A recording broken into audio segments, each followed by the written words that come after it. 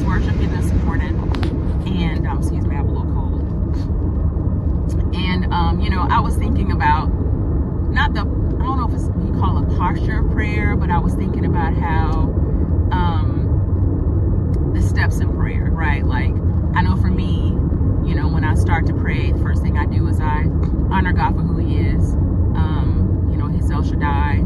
He's just everything, right? He's holy. He's merciful. He's our Father. He's our God. And then I will ask Him. I thank Him for everything that He's done for me. And I mean, I can stay on my knees 30 minutes or more. Just God is just so good, and we thank Him for every single thing that He's done. I mean, from the little things to the small things, He's just so faithful.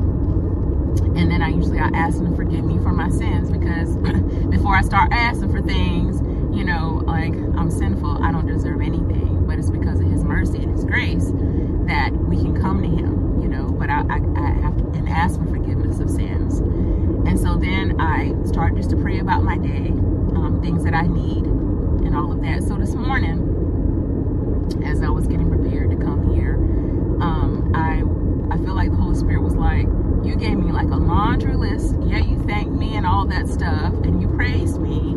Then you gave me like a laundry list of things that you need, things that you want to see happen. And some of those things are just concerns that I have too in my life that I am praying to the Lord about, wanting Him to work on it.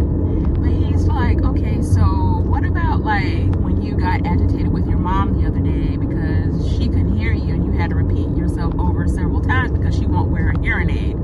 Like, it's like, everyday things like that. I need you to like get control of that. I need control of that. I need you to handle that, right?